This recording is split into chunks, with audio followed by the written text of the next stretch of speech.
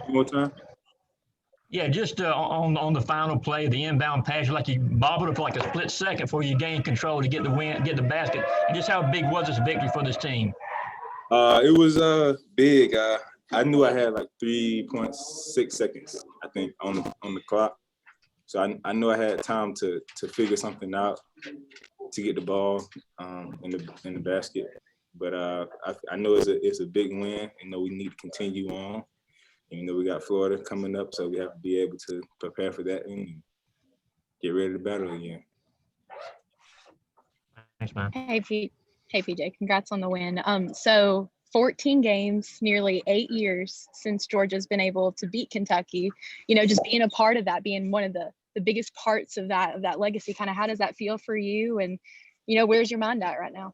It feels great. It feels amazing to be able to beat a team like Kentucky. They obviously was a good team and coached by a great coach. We came to battle. We came to fight. You know, we had the belief. You know, I believe in my teammates. You know, Sai was telling me the whole time, like, we're gonna win this game. We're gonna win this game. And I just went on and played to my best ability. Okay, let's have Chip Towers and then Davis Baker. Yeah, PJ, I'm wondering, the first inbound play didn't go very well, and you guys came out in a totally different set. What went wrong on that one, and what was discussed in between the two inbound plays? The first inbound play, we never ran before. We ran maybe one time in practice, but we never really had to cover it like that. So and plus it was a more complicated play rather than something we can get off the fly. And I feel like it was a good job by Severe to be able to call a timeout to regroup, you know, and not force anything that wasn't there. Right. Hey, PJ, I know you've played in a lot of games, a lot of big games at that. Where does that shot and that play rank in terms of your basketball career? I can't say. I feel like it's definitely a top 5, top 3 maybe. I know it's a great experience to hit a game winner.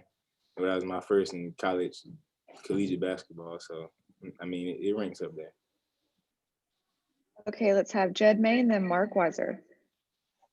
Hey, PJ, kind of 2 questions for you. One, that sequence, I think between the time Severe's shot gets blocked and the final inbounds, I think there were 3 timeouts called. Just what goes through a team's mind in the huddle like that when there's just so much time to sit and think? And 2, as a team tonight, do you feel like you guys, I guess, are growing up and this game helps you know you can find ways to win when it comes down to the end?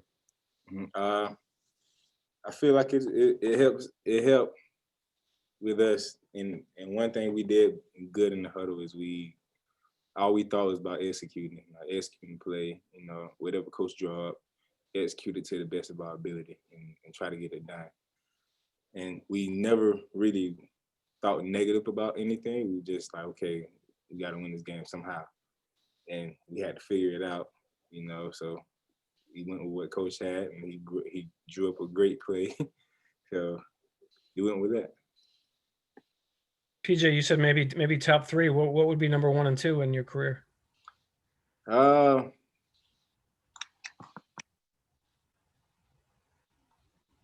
don't know. I don't know which ones. It's a kind of a toss up between my freshman year when we beat Duke and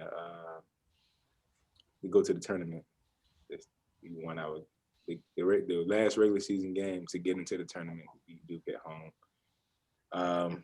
I would say the next year, actually at home, we end up beating them again at home at BT. Thank you. Okay, let's have Palmer Tones and then Ryan Curley. Yeah, PJ, I know Coach got the Powerade bath over the weekend. What was the scene like in the locker room after this one? It was a great atmosphere. I obviously got jumped on, but it was a great feeling. My teammates they were hyped. We was all hyped in there, you know, and celebrating the win because it was such a I guess an intense win. So it was very, very intense, I guess. Hey PJ, what was going through your mind right before that ball was inbounded to you, and did you know that was the play designed for you? There was options. I mean, when he drew it on the board, you know, there were different options for someone to get the ball and score. And Severe he threw it to me, and I knew I had 3-point-something seconds on the clock, so I ended up trying to find a way to get the ball in the basket. Okay, let's have Tori Heck and then Mike Griffith. Hey BJ, following up on that, is that stacker play you guys have practiced and worked on in practice, or is that something that coach just drew up in those last couple seconds?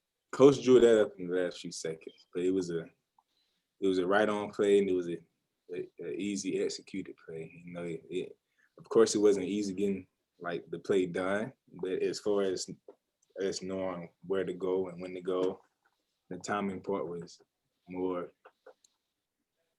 like easy. PJ, were you aware of the streak of the 14 straight losses to Kentucky going back to 2013? Coach mentioned that, and is this? Can you say it's a statement win? I know you're already talking about Florida, but is this significant in any way beyond just being one game to you? Yes. Hearing my teammates talk about it, the veterans that are here like Ty Fagan and Tamani, Tavir, they all told me they haven't beat. Well, Ty Fagan told me they haven't beat him since he's been here, and I was like, wow, like, you know, and shocked, because I was like, okay, y'all, I know my team, you know, they're a very good team. I just feel like it was a great accomplishment, and now we just got to keep stepping. Okay, and last question, let's go with Jeff Schultz. Yeah, PJ, you guys got off to obviously a pretty rough start in the SEC this year. What were your thoughts in terms of why that happened, and what do you consider the upside for this team this year? I would just say we need to just continue to grow and continue to push through mentally more than physically, because physically we can all go out there and play. But as far as mentally go, we have to be able to believe that we can win the game, no matter if we down 5 or 10, maybe even 15. We got to always believe that we can win this game. And I feel like a lot of times we get down, and then we have to pick each other back up. And I know that over time we get better with that, and we just got to keep fighting, keep pushing, trying to get that figured out. All right, thanks so much, PJ, and congrats on the win. Up next, we're going to be joined by Andrew Garcia.